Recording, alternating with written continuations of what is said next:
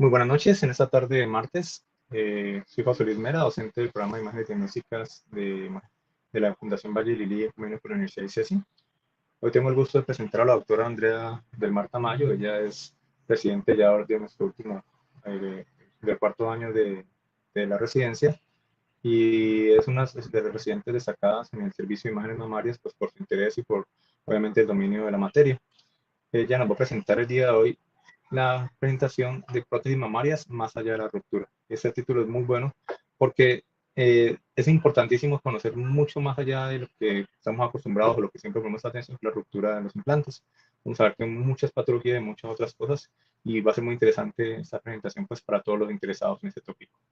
No siendo más, doy paso a la doctora Andrea Tamayo. Bueno, buenas tardes, muchas gracias, doctor. El día de hoy vamos a hablar de prótesis de mama y pues sin dar más alargue al tema, pues entonces comencemos. Entonces, este tema lo he dividido en varias sesiones que quiero que pues veamos sobre este tema que es un poquito apasionante para mí. Entonces, primero que hablemos de pues, los objetivos básicos que tenemos de esta charla, algo de historia de las prótesis, epidemiología, cultura general de las prótesis de mama para radiólogos, porque nosotros tenemos que saber qué es lo que vamos a poder reportar, la cultura, las imágenes de las prótesis de mama normales, tanto en ecografía como en resonancia, las complicaciones más allá de la ruptura, la lista de chequeo y algunas conclusiones. Entonces, dentro de los objetivos nos planteamos 4 objetivos para esta charla, y el primero es que conozcamos las especificaciones técnicas de las prótesis de mama. Segundo, que identifiquemos los hallazgos imaginológicos normales en la multimodalidad de las prótesis. Tercero, que reconozcamos las ventajas y las limitaciones de los diferentes métodos de imagen diagnóstica.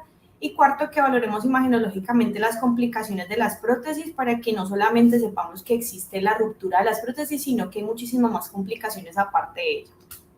Entonces, para que empecemos, la parte de el hablar del tamaño de los senos de una mujer es algo que se viene hablando desde hace mucho tiempo, tanto que en la Biblia podemos encontrar en Cantares 8:8 esta parte que dice: tenemos una pequeña hermana que no tiene pechos. ¿Qué haremos a nuestra hermana cuando de ella se hablare? Entonces, aquí a mí me nace la pregunta de por qué desde ese entonces estamos hablando de los senos de la mujer, por qué son tan representativos para nosotras. Y como entonces la necesidad de la madre de la invención, en 1895 se empezó a hablar de los implantes de mama, y fue el primero el doctor Vincent Cerny, que colocó un lipoma lumbar, lo colocó en una paciente que le habían hecho una mastectomía. No es hasta 1899 y hasta 1904 cuando empezaron a utilizar múltiples materiales como vidrio, se empezó a colocar cera, bolas de vidrio como implantes de mama que pues pudieran observarse en las mujeres algo de forma. Hasta se llegó a colocar esponja, como podemos visualizar en esta imagen que está a la izquierda de la pantalla. Después, en 1861, los doctores Thomas Cronin y Frank Gero, ellos son cirujanos, ellos decidieron que pues debía de haber alguna manera que nosotros pudiéramos implantar algo en el seno de la mujer, y crearon la primera prótesis de silicona. Sí, y pues como siempre todo trae una contraparte, hasta 1962, después de haber hecho muchísimos intentos de que se hubieran roto las prótesis, se colocó la primera mamoplastia de aumento, y al mismo tiempo, hasta el 64, se empezó a crear la prótesis con solución salina, que la creó la empresa de Arion Laboratorios. En 1992, la FDA aparece y prohíbe los implantes de silicona porque se empezaron a presentar muchísimas reacciones en estas mujeres, tanto en implantes de silicona como en implantes de solución salina, y como no se conocía exactamente qué podían causar, ellos dicen no, hasta aquí llegamos. Pero en el 2006 ellos sugieren no, ya los implantes empiezan a ser un poco más seguros, se pueden utilizar, y más porque no se habían hecho estudios a fondo. Y pues ya en el 2008 al 2012 llega el boom de los implantes PIP, puede que el boom de estos implantes no es simplemente porque sean de silicona. El problema de la silicona que ellos estaban utilizando era que era silicona industrial, no silicona médica, y por eso es que estaban pasando que en estos pacientes, esas pacientes están haciendo unas reacciones adversas. Entonces, epidemiológicamente, el 3% de todas las mujeres en el mundo tienen unas prótesis de mama, que pueden ser de parte cosmética o parte reconstructiva, y por la parte cosmética es un procedimiento muy común en Estados Unidos. Se presentan aproximadamente 300.000 mujeres al año, se ponen implantes, y pues ya en segundo lugar está Brasil. En Colombia somos el 6º lugar en el mundo para realizar las mamoplastias de aumento, y tener en cuenta que aproximadamente al año en Estados Unidos se realizan 290.000, casi 290.000 implantes. El 85% son de silicona y el 15% son de solución salina. Ya los implantes de solución salina empezaron a salir del mercado y solamente se utilizan en ciertas ocasiones específicas, y es debido a que ellos se pueden desinflar. Entonces, tener en cuenta que como esto es un dispositivo médico, siempre va a tener una fecha de caducidad.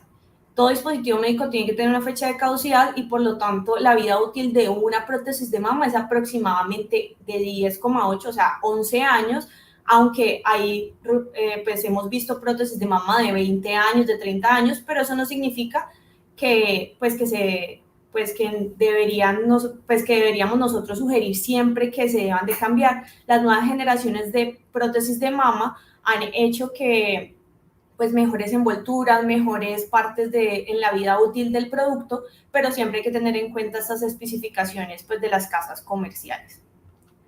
Entonces, dentro de la cultura general que quiero que aprendamos sobre las prótesis, lo primero que tenemos que saber es que las prótesis se definen como un dispositivo médico de clase 3 según la FDA. Los dispositivos médicos de clase 3 son dispositivos médicos de alto riesgo que nos pueden producir lesiones al cuerpo, les puede traer enfermedades al cuerpo humano. Y se define como algo que se utiliza para modificar o reemplazar el contorno, la forma y el tamaño de los senos de una persona. Y tiene varias características que nosotros deberíamos de conocer, como son la ubicación, la composición, los compartimentos, la envoltura, la forma y el volumen. Vamos a hablar pues de las 3 primeras para poder hacer un poco más ágil la charla, que es lo que nosotros deberíamos de conocer un poco más como radiólogos. Entonces, con respecto a la ubicación del implante, 2 formas. Si el implante es retroglandular, aquí tenemos la glándula mamaria que está representada en rosado, y posterior está la prótesis que está representada en azul, y podemos ver en resonancia magnética cómo se visualizaría. O retropectoral, donde podemos ver al pectoral abrazando totalmente parte de la prótesis, y la prótesis está entre los pectorales. Con respecto a su composición, como habíamos dicho desde antes, pueden ser de solución salina, la que está a la izquierda de la pantalla, o pueden ser de silicona. Las prótesis de solución salina ya no se están utilizando porque ya les pueden suceder esto, pues que se rompen, como se visualiza en esta mama izquierda, que pues se desinflan y presentan una irregularidad en sus contornos, y eso se traduce en irregularidad al examen físico en la paciente. Con respecto a su composición, las prótesis de mama pues están compuestas por silicona en la parte interna, pero su superficie es de un elastómero, y esto siempre lo van a estar escuchando, que vamos a estar hablando de elastómero, y el elastómero es un polímero de polidimetil siloxano, o también llamada silicona de grado médico, y el grupo metilo es el que me va a dar la hiperintensidad en la resonancia magnética, por eso es que es tan importante. Y esto es lo que nos diferencia de la silicona industrial, que hay que tener en cuenta que dentro de la composición, la textura de la prótesis ha venido cambiando en el tiempo, porque antes eran prótesis lisas, ahorita ya son prótesis, la mayoría deberían de ser prótesis texturizadas, que son las que mejor, la que mejor respuesta tiene con respecto a que no hagan encapsulamiento, y las prótesis texturizadas pueden tener algunos poros que podemos ver en esta imagen de microscopía electrónica, y esos poros lo que me ayudan es a hacer que la prótesis sude. Se dice así, que tenga un gel bleeding, que es como un sudor de silicona, y eso hace que se haga una capa fibrosa en la parte posterior, pues anterior a la prótesis, y pues me disminuya los riesgos de ruptura. Entonces, con respecto a los compartimentos, podemos tener 3 tipos de compartimentos en las prótesis de mama. Unos son monolumen, otras son doble lumen y las otras son expansoras, y pues ya vamos a ver ejemplos.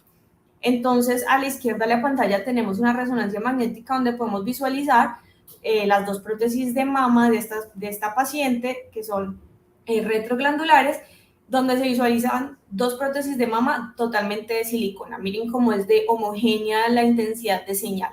En la contraparte, en el lado derecho de la pantalla, podemos visualizar en la mama derecha, que es la que está más a la izquierda de sus pantallas, una prótesis donde en la parte de afuera tiene, que es doble lumen, en la parte de afuera tiene silicona y en la parte interna tiene solución salina. Y su contralateral es solamente de solución salina. ¿Por qué puede pasar esto? Porque en ocasiones se colocan las prótesis en diferentes tiempos quirúrgicos y pues por eso pasan esto en estas pacientes, o se hace una reconstrucción mamaria como pudo haber sido en esta paciente. Y hay prótesis que se llaman prótesis expansoras, que lo que es que pueden tener recubrimiento de silicona por fuera y solución salina por dentro, y por medio de una válvula vamos a empezar a inyectar solución salina para que se empiece a expandir esa prótesis y pues podamos volver a hacer una reconstrucción de la mama en las pacientes que se le han hecho mastectomía por cáncer. Con respecto a la imagen de la prótesis de mama, entonces nosotros tenemos 3 tipos de imágenes diagnósticas que podemos utilizar. La primera son la mamografía, la segunda es la ecografía y la tercera la resonancia magnética. ¿Qué deberíamos de saber de estas 3 modalidades de imagen que tenemos en imagen mamaria? Primero, que la mamografía no es un método para diagnosticar ruptura de prótesis, y pues sí, eso es su sospecha diagnóstica. Entonces, por favor, no se debe de diagnosticar una ruptura de prótesis, porque la mamografía es un método hecho de tamización para el cáncer de mama y casi siempre es para que nosotros podamos diagnosticar calcificaciones. Tener en cuenta que las pacientes con prótesis sí se pueden realizar mamografías, pero no con el objetivo de descartar alguna complicación, porque eso tiene baja sensibilidad para las rupturas. La ecografía es un muy buen método diagnóstico que podemos utilizar, es un método barato y más para nuestro país, tiene una sensibilidad del 30 al 75% y una especificidad del 85 al 100% para ruptura, y esa sensibilidad tan variable también depende del operador. ¿Por qué? Porque se debe tener un buen entrenamiento en reconocer los hallazgos como las complicaciones en las prótesis para nosotros poder diagnosticarlas por ecografía. Y la resonancia magnética es el gold estándar, y más para ver si vamos a hablar de rupturas o otro tipo de complicaciones, donde vamos a tener una sensibilidad hasta el 94% y la especificidad llega hasta el 100%. Entonces nos vamos a quedar solo con 2 métodos diagnósticos que vamos a hablar hoy, ecografía y resonancia. Entonces, empezando por la ecografía, ¿qué es lo que vamos a ver? Entonces, en la parte derecha de la pantalla ustedes tienen un esquema donde pues veríamos qué es lo que normalmente vemos en una ecografía. Vamos a ver la piel, después el tejido graso, el tejido fibroglandular, el músculo, la cápsula, que es la parte que crea el cuerpo como parte, como si estuviera rodeando la prótesis cuando se implanta. Después, entre la cápsula y el elastómero hay una fusión entre ellas dos que se va a ver como una línea ecogénica, y después está el elastómero. Entonces, esto es lo que se traduce en la parte izquierda de la pantalla, como debería verse una prótesis normal. Si pueden observar, hay 3 líneas que podemos delimitar muy bien, y pues cuando hacemos un zoom podemos delimitar bien lo que es la cápsula, la fusión y el elastómero. Entonces, ¿qué otras cosas normales podríamos encontrar en una prótesis ecográficamente? Podemos encontrar estas imágenes que parecen unas invaginaciones que se llaman proyecciones radiales, y esas proyecciones radiales son totalmente normales. Tenemos también nosotros que demostrar dentro de la imagen ecográfica si la prótesis está retropectoral o retroglandular, y eso es visualizándose como se visualiza en la imagen del medio, demostrando en qué parte si la prótesis está antes del pectoral o después del pectoral. También debemos de demostrar en las imágenes de ecografía la parte posterior de la prótesis, y tener en cuenta que la prótesis me puede hacer reverberación por el contenido de silicona que es muy espeso y eso no significa que esté rota. Entonces, eso también es un pitfall que deberíamos de conocer y siempre nosotros deberíamos demostrar la parte posterior de la prótesis demostrando que la prótesis no está rota. Entonces, el sello es supremamente importante, siempre debe estar en la parte posterior. Entonces, esto es como se vería un sello de silicona, que eso es normalmente cuando los colocan los cirujanos, se coloca en la parte posterior y pues en ocasiones hay mujeres que se les puede rotar, pero eso no es signo de ruptura de la prótesis. Este es un artículo que les recomiendo de la revista colombiana Radiología, donde hicieron una buena revisión sobre todos los tipos de prótesis que podemos tener, pues para que lo tengamos en cuenta. Ya con respecto a la resonancia magnética, tener en cuenta que hay muchísimos protocolos, pero ese es el protocolo que nosotros utilizamos aquí en esta institución. Dependiendo si ustedes tienen un resonador con una antena de 1.5 a 3 teslas, pero una antena tiene que ser específica para mama. Y pues nosotros sugerimos que siempre se hagan secuencias con supresión de silicona, secuencias con supresión de grasa en planos axiales y secuencias volumétricas, y tener en cuenta que cuando nosotros estamos buscando complicaciones como rupturas o algún otro tipo, sospechando algún otro tipo de complicación, no siempre tenemos que llevar medio de contraste. Hay algunas patologías que sí van a requerir que nosotros pues implementemos el medio de contraste en estas pacientes, pero siempre es más sospechada por el clínico. Entonces, ¿cómo se vería una resonancia magnética normal en unos implantes de silicona? A la izquierda de la pantalla, en la parte superior, tenemos un T1, donde sí podemos visualizar las prótesis de silicona se ven hipointensas. En el T2 se ven en una intensidad de señal intermedia. Cuando se suprime la silicona, es decir, se cae la señal de la silicona y me va a realzar el agua, por eso es que vemos alrededor de la prótesis hiperintensidad, y cuando suprimimos el agua, la silicona me va a brillar. Entonces eso lo tenemos que tener siempre en cuenta, cómo se deberían de ver morfológicamente. También tenemos cuando las prótesis tienen doble lumen reverso o pueden tener silicona externa, podemos visualizar que cuando se satura la silicona, se va a saturar la silicona en la parte externa y la parte interna va a ser hiperintensa. Tener en cuenta que estas prótesis pueden pasar, que una paciente nos llegue con una de un lado y otra del otro, entonces no tenemos que asustarnos, sino también conocer cómo se debería ver la normalidad de estos senos con prótesis de diferentes tipos. Entonces, ¿por qué llegamos a las complicaciones más allá de la ruptura? La ruptura de prótesis es como lo más común que nosotros como médicos conocemos como complicación, pero no es la única complicación que existe. Entonces, a nosotros nos van a llegar como radiólogos los pacientes, o a ustedes como médicos generales o cualquier otro tipo de especialidad, las pacientes van a llegar pidiendo un estudio imagenológico. Entonces, ¿por qué lo van a pedir? Porque quieren valorar el tejido mamario, porque tiene una anomalía palpable o una anomalía mamográfica, porque quieren valorar algún tipo de complicación, porque simplemente ahorita ya es muy común que se hagan controles de las prótesis o porque tenga algún tipo de síntomas. Y ahí es donde nos llega a nosotros o a la consulta o a la sala de ecografía o de resonancia magnética. Entonces hay muchos tipos de complicaciones, los podemos dividir en dos, en inmediatas y en tardías. Dentro de las complicaciones inmediatas están las colecciones periprotésicas como el seroma, el hematoma y los abscesos, y también complicaciones infecciosas. Y las complicaciones tardías, que se consideran que pueden pasar más a partir de las 6 semanas o más allá de un año, están las rupturas, que pueden ser intracapsulares o extracapsulares, la contractura capsular, los tumores, el desmoide y el linfoma anaplásico de células grandes, la necrosis grasa y alteraciones, patologías que producen alteración en el tejido conectivo. Entonces vamos a empezar por la más común para que salgamos de ella y conozcamos lo básico y podamos abrirnos a encontrar otros tipos de complicaciones. Primero está la ruptura. La ruptura es un diagnóstico clínico muy difícil, en sí es más un diagnóstico imagenológico. En ocasiones lo que vamos a ver es alteración en la morfología de los senos de las pacientes, como podemos verlo en la imagen.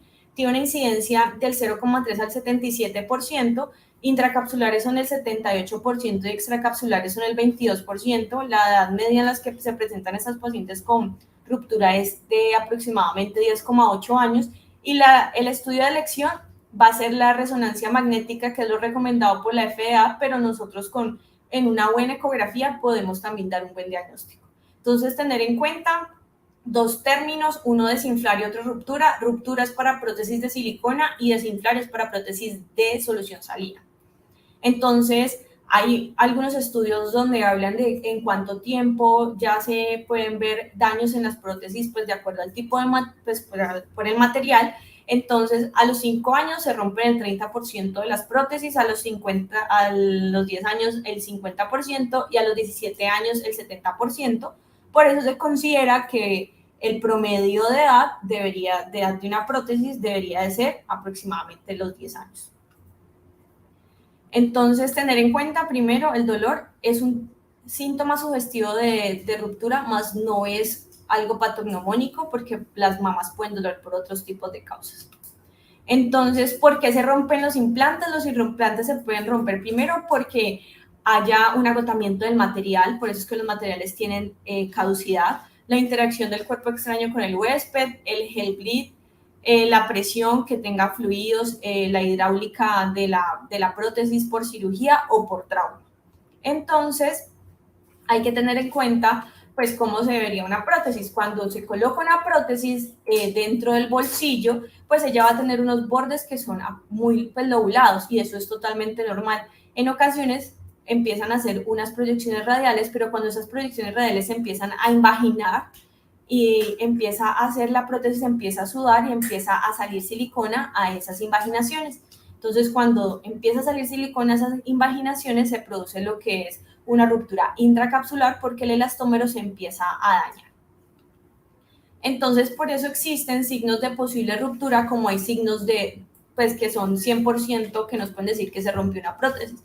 Signos de posible ruptura más no me dicen que una prótesis esté rota, es que se deforme el contorno, que tenga signos de gotas de aceite, como podemos ver esas goticas hiperintensas en esta imagen, que tenga el signo de la gota de aceite o el ojo de cerradura o la lágrima. El ojo de cerradura es que vemos una invaginación de la prótesis, pero no se tocan los dos bordes, y el signo de la lágrima es como lo podemos ver a la derecha de la pantalla, que vemos una imagen hipointensa en forma de lágrima, que es que ya se han tocado los dos bordes del elastómero y pues es un signo de posible ruptura. Pero en medicina tenemos signos que son definitivos, que nos pueden decir que la prótesis está rota. El signo más pues uno de los signos que pueden acompañar al más sensible son las líneas subcapsulares, que son hipointensidades que van adyacentes al elastómero, que lo podemos ver en la primera imagen de la izquierda, o que tenga alteración de la morfología de la prótesis, que ya se vea totalmente rota como está en la segunda imagen hacia la derecha. Después ya podemos ver el signo de Linguini, que es el signo más sensible, y con ese signo podemos decir que una prótesis tiene una ruptura intracapsular, que es que el elastómero que ya se colapsó, y lo que vemos hipointenso, como esas líneas hipointensas dentro de la prótesis, es el elastómero que está totalmente colapsado, pero que la cápsula lo está reteniendo. Y por último podemos ya ver alteración en la morfología, de la prótesis, como lo vemos en la imagen de la izquierda, que ya está lobulada, y pues ellas son signos de una ruptura extracapsular. Entonces, para poder distinguir todos estos signos, también debemos de recordar que hay morfologías normales dentro de la prótesis. Lo que yo les decía, están las proyecciones radiales, que son estas imágenes hipointensas lineales que se ven en las dos imágenes de la derecha de la pantalla, y otras son las lobulaciones, que pueden ser totalmente normales. ¿Y qué es lo que me va a ayudar a distinguir? Verlos en los multiplanares, ver que tenga otros signos la paciente, pues el pensar en qué otras cosas me pueden ayudar a pensar que esta paciente puede tener un daño de esa prótesis. Y tener en cuenta, hay algo que es muy común escuchar, que cuando las pacientes tienen adenomegalias o ganglios con silicona, pues se considera que es una ruptura de la prótesis. No es una ruptura de la prótesis, las prótesis pueden haber, se pueden haber roto y puede haber migrado la silicona al ganglio, y se puede ver este signo, que es el signo de la tormenta de nieve, donde no vemos absolutamente nada del ganglio, sino que vemos es una imagen ecogénica, pues que nos da sombra acústica. Entonces, tener en cuenta que puede ser o porque se rompió y la silicona migró a los ganglios, o porque simplemente la prótesis sudó, que es algo que puede pasar en las prótesis, y migra a los ganglios, pues porque tenemos un drenaje linfático muy rico en las mamas. Y tener en cuenta también que en resonancia magnética no se diagnostican ganglios con silicona, debido a que los ganglios en las pacientes con prótesis de mama en resonancia magnética pueden estar aumentados de tamaño, igual que en la ecografía, pero el diagnóstico de un ganglio anormal para nosotros considerar que puede ser una ruptura o que puede ser un ganglio sospechoso es por ecografía. Entonces, vamos a encontrar que hay un drenaje casi siempre a los ganglios homolaterales en el 75%. También deberíamos de buscar en la cadena mamaria interna, la cadena mamaria contralateral y en los nervios, en los ganglios frénicos inferiores en el 25%. Ya con respecto a las complicaciones inmediatas están las colecciones periprotésicas que se ven en el 48% de las pacientes. Es algo casi que en el 50% de las pacientes lo vamos a encontrar, pero entonces yo quiero enseñarles es cuánto debo yo de pensar que una colección periprotésica no es normal. Entonces, tener en cuenta primero que ellas se van a absorber dentro de las 4 a 5 semanas posteriores a la cirugía, pero si yo tengo una colección periprotésica que aparece después de un año, eso no es una colección normal y siempre debe de ser llevada a un estudio de citología. Entonces tenemos dos ejemplos, un ejemplo de la derecha, donde es una paciente con 2 prótesis de silicona normales y podemos ver una imagen hiperintensa en la parte posterior de la prótesis izquierda, que es algo de una colección periprotésica, es un seroma que es totalmente normal, y esta otra paciente que hizo un seroma postquirúrgico que produce un colapso total de la prótesis y pues podemos ver que aún es más grande que la mama contralateral.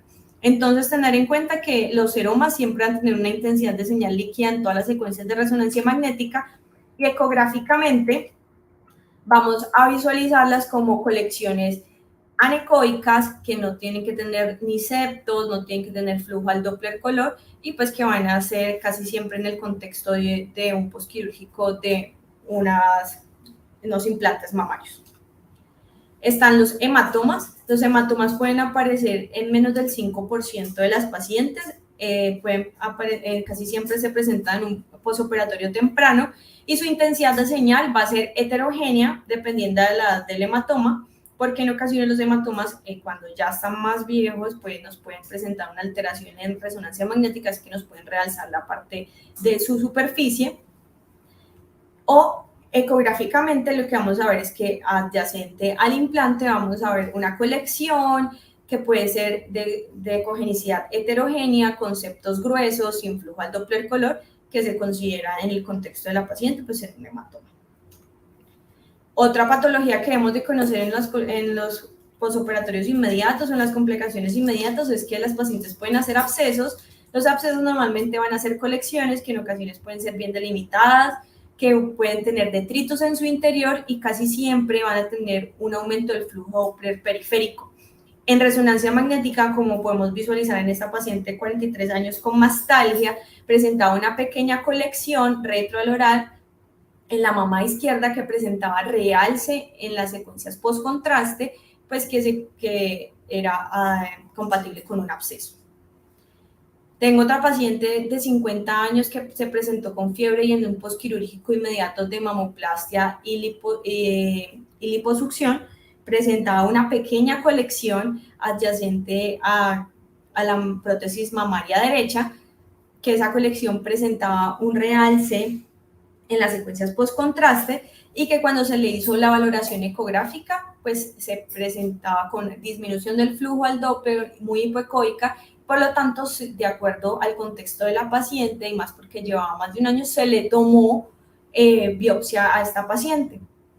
Entonces, también se hizo un estudio de esta paciente porque clínicamente la paciente no mejoraba, entonces encontraron múltiples colecciones que presentaban realce periférico en la pared abdominal y más asociado a su antecedente, y pues esta paciente lo que tenía en los cultivos era un micobacterio. Tener en cuenta que las infecciones se pueden presentar o como abscesos o como simplemente un realce periférico en la prótesis mamaria, y estos realces periféricos o estas infecciones que se dan como capsulitis son más en pacientes con cirugías de reconstrucción mamaria y más porque estas pacientes son inmunosuprimidas. Se van a presentar con dolor, fiebre, edema, eritema y secreción, y van a ser acumulaciones de líquido complejas, pueden tener engrosamiento de la piel, edema y realce capsular. Y hay otras, y ya para pasar a las complicaciones tardías, tengamos en cuenta pues que están primero la contractura capsular, las rupturas que ya hablamos de ella, y la contractura capsular a mí me gusta mucho porque es un diagnóstico clínico, no es un diagnóstico que nosotros como radiólogos demos. Normalmente es una complicación muy común que va del 10 al 60%. En ocasiones pues no hay un periodo de tiempo exacto porque puede pasar en cualquier momento, pero pues casi siempre se presentan más allá del año, y es una reacción a cuerpo extraño que nuestro mismo organismo crea. Entonces vamos a visualizar deformidad y rigidez del implante, y podemos clínicamente lo vamos a ver como alteración en la morfología de los implantes. Radiológicamente nosotros podemos sugerirlos cuando vemos que los implantes pierden esa morfología y empiezan a tener alteración en sus contornos, como lo podíamos ver en esta paciente, en esta mamografía. En la mama derecha podemos visualizar que la prótesis ya se vuelve más ovalada, en la parte inferior tiene una lobulación, sospechamos una contractura y pues se diagnosticó al examen clínico. Esta es otra paciente con una reacción, una complicación tardía. Es una paciente con un antecedente de cáncer de mama con mastectomía y reconstrucción. Presentó un aumento del tamaño de la mama izquierda, por lo cual consultó. Se le hizo inicialmente una ecografía. En esta ecografía se visualizaba una colección anecoica de contornos bien definidos que estaba rodeando la prótesis izquierda. Y cuando se le tomó biopsia para tomarle citología a esta paciente, pues se confirmó que era un linfoma asociado a las prótesis de mama. Entonces, ¿qué tenemos que tener en cuenta? Que el 0,5% de los cánceres de mama van a ser linfomas, y que estos linfomas van a ser una entidad rara, y pues se considera nueva. Normalmente se diagnostica entre 500 a 3 millones de pacientes. Esta paciente previa era un linfoma que nos compartió la doctora Adrada, pero en nuestra institución no hemos tenido todavía el primer caso de linfoma confirmado. Se presentan más o menos 1.400 casos en todo el mundo a partir de marzo del 2023. El linfoma de células es un linfoma de células T poco común y es un linfoma no Hodgkin. El periodo en el que se puede presentar es un periodo muy largo, es entre 1 y 32 años, y la vida más o menos, el tiempo intermedio es de 10,8 años en las pacientes con aproximadamente 55 años. Su patogenia es desconocido y es muy asociado a los implantes de superficie texturizada, y la mortalidad de estos pacientes es casi el 3% anual.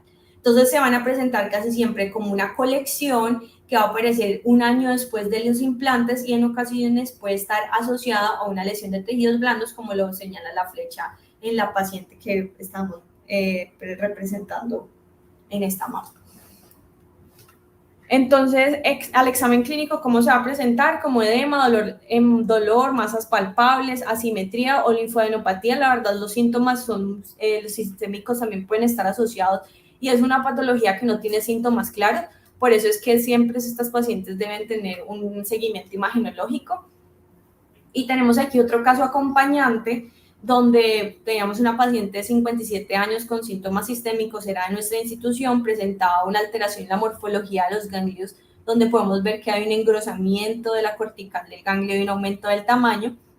Presentaba un líquido adyacente en la mama izquierda, adyacente al implante. A esta paciente se le tomó muestra y pues la muestra salió positiva, pero para un linfoma Hodgkin. No fue un linfoma asociado a prótesis, pero pues entonces tenemos que tener en cuenta que siempre tenemos que estar alertas para esto. Entonces, ¿qué hay que tener en cuenta? Que estos linfomas asociados a prótesis, la recidivas entre el 6 y el 11% en un año, las recurrencias al 36% y a distancia al 64%, y nosotros deberíamos de tomar un aspirado para citología y pedir una citometría de flujo para el CD30, que es lo que me va a hacer el diagnóstico de un linfoma asociado a prótesis. Entonces, otro caso de una paciente con complicaciones tardías, 60 años, aumento de tamaño de la mama izquierda, podemos ver la alteración en la intensidad del señal en lo que podría ser la prótesis de mama izquierda. Las secuencias con supresión de silicona no suprimida, y en el T1 post-contraste podemos ver que es una imagen que está realzando heterogéneamente, y pues de acuerdo a su morfología se diagnosticó un tumor desmoide o una fibromatosis. Entonces los tumores desmoides van a ser el 4% de todos los tumores extraabdominales y el 0,2% de los tumores mamarios. Lo que vamos a ver es que hay un crecimiento local infiltrativo y agresivo de una masa que va a ser palpable, única, firme, indolora y con crecimiento rápido. Normalmente estos tumores tienen mucha capacidad de recidiva porque se resecan y ellos vuelven otra vez a crecer. Imagenológicamente los vamos a ver como el primer caso, y ecográficamente los vamos a ver como un tumor que puede estar adyacente a la prótesis, como en este caso, que es de ecogenicidad heterogénea, lobulado, y pues que la paciente casi siempre va a referir que tiene un crecimiento muy rápido. Esos tumores son casi siempre secundarios a una proliferación fibroelástica, son indolentes, pero pueden ser agresivos y pues están asociados en ocasiones a las cicatrices, a trauma, exposición a hormonas o a la cápsula de la prótesis mamaria. Entonces aquí tenemos otro ejemplo en la literatura donde podemos ver que este tumor está adyacente a la parte medial y posterior de la prótesis derecha y la está desplazando. Otra de las complicaciones, y ya para acabar, es la necrosis grasa. La necrosis grasa es un proceso inflamatorio benigno secundario al compromiso vascular del tejido adiposo, trauma, cirugía. Lo que casi siempre va a presentarse es en pacientes que le han hecho cirugía para aumento mamario, para reconstrucción, o cuando se han hecho inyecciones de grasa, cuando los pacientes han tenido mastectomías y se hacen inyecciones de grasa para poder mejorar el aspecto del seno, pues se pueden formar estas imágenes. Entonces, esta es una imagen que simula muchísimo el cáncer, y por eso tenemos que nosotros tener parte de nuestros diagnósticos diferenciales esta patología.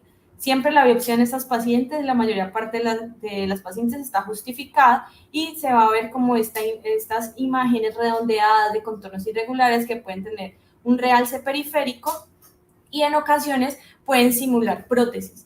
Entonces, tener en cuenta, por ejemplo, en esta paciente, que este es un caso aquí en la institución, una paciente joven que refería retiro de las prótesis extrainstitucionalmente y llegó con nosotros porque presentaba aumento del tamaño, alteración en la morfología de las mamas, pero pues ella desconocía, pues ella refería que sí le habían retirado las prótesis, pero pues no estaba totalmente segura. Entonces, esto en ocasiones es un pitfall de prótesis de mama, porque pueden aparecer bilaterales y en la misma morfología y en la misma posición. Casi siempre pues pueden ser por los retiros. Y por último está el síndrome de Asia, que es el síndrome autoinmune inducido por adyuvantes. Este es un caso de la literatura donde presentamos a esta paciente que se hizo un implante de mamas para aumento y presentó en el tiempo transcurrido de haberse colocado las prótesis un rash que no mejoraba con ningún medicamento. Entonces, de acuerdo a esto, pues se le diagnosticó un síndrome de Asia. Tener en cuenta que el síndrome de Asia asociado a prótesis de mama es un diagnóstico de exclusión que tiene criterios mayores y menores, y que casi siempre los que nos van a dar la mano para hacer el diagnóstico son los reumatólogos, y nosotros también podríamos ayudar a sospecharlo. Cuando se le retiraron los implantes a esta paciente, mejoró todos los síntomas que podía tener, y pues entonces se consideró que era una reacción del cuerpo a este cuerpo extraño. Entonces, llegamos a una nueva era de decir adiós a la silicona. No, hay muchísimas empresas trabajando en no tener que tener cuerpos extraños, sino que trabajan con células madre, que para que las células madre puedan producir estroma para poder poner una prótesis que no tenga que rechazar el cuerpo. Pero esto es como la nueva era de la tecnología que vamos a nosotros ver. Por ahora vamos en la 5ª generación en Colombia de prótesis de mama, y cada vez más se consideran un poco más seguras, aunque siempre hay que tener en cuenta que es un cuerpo extraño a lo que normalmente nosotros como mujeres deberíamos de tener. Y pues esta es como una ecografía, y pues lo que nosotros proponemos que deberíamos de buscar ecográficamente es primero la localización, es decir, la localización de las prótesis y lo que el cirujano también quisiera saber cuando lea un informe. Segundo, qué tipo de prótesis son, monolumen o doble lumen o expansoras, el contenido de las prótesis, silicona o solución salina, los contornos, si son lisos, son irregulares, tener en cuenta si tiene unos signos de ruptura intra o extracapsular, líquido libre periprotésico, tener ahí como que red flag, después de un año de la cirugía, líquido libre periprotésico, sugiera siempre una citología de flujo, las colecciones o no tiene, si tiene lesión de tejidos blandos asociadas, si el tejido, cómo está el tejido mamario adyacente al implante y si las axilas, ganglios subclaviculares, y la cadena mamaria interna, cómo están, siempre hay que revisarlas y pues si hay otros hallazgos que nosotros queramos asociar, pues que no sean asociados a las prótesis. Y pues este es el bonus que les quería traer, tener en cuenta que hay unos nuevos reportes de carcinoma escamocelular asociado a los implantes de mama. Esto tiene una mortalidad del 44% a 6 meses, es decir que en este momento apenas hay 19 casos reportados en la literatura, pero pues es una nueva patología que nosotros debemos de agregar a nuestra lista y es que esta enfermedad existe y nos puede matar a nuestras pacientes. Entonces, como conclusión, primero que nuestra nueva era de la tecnología, donde las imágenes diagnósticas van a jugar un papel supremamente importante, tanto en el diagnóstico, la estadificación y tratamiento de nuestros pacientes. Nosotros podemos ser los primeros que demos el paso a seguir de qué complicación puede tener nuestra paciente, si el clínico en este momento todavía no está claro en los síntomas. La ecografía es una técnica confiable y debería ser el primer método diagnóstico para valorar hallazgos anormales y anormales en las prótesis y tener en cuenta que también es operador dependiente y requiere un entrenamiento para que nosotros podamos hacer un buen diagnóstico y guiar a nuestros pacientes, que tenemos que conocer completamente los diversos tipos de implantes, las características para que asimismo nosotros podamos guiar el diagnóstico y no convencernos de que hay alguna complicación simplemente por desconocimiento de la normalidad de una prótesis y siempre tener en cuenta el gol estándar para la valoración de una prótesis de mama es la resonancia magnética, aunque en nuestro país no sea tan asequible, siempre tenemos que tenerlo en cuenta que es nuestro gol estándar, pero con una buena ecografía y con un buen médico o radiólogo entrenado en mama, pues podemos hacer un excelente diagnóstico. Entonces, muchísimas gracias, agradeciendo pues a mi tutor, que es el doctor José Mera, al doctor Esteban Vivas, que es cirujano plástico en Brasil, que me ayudó muchísimo para poder desarrollar esta exposición, y a mis otros dos profes de mama, el doctor Abel y la doctora Flor. Entonces recordemos que la belleza es efímera, pero las siliconas van a ser siempre eternas. Muchas gracias.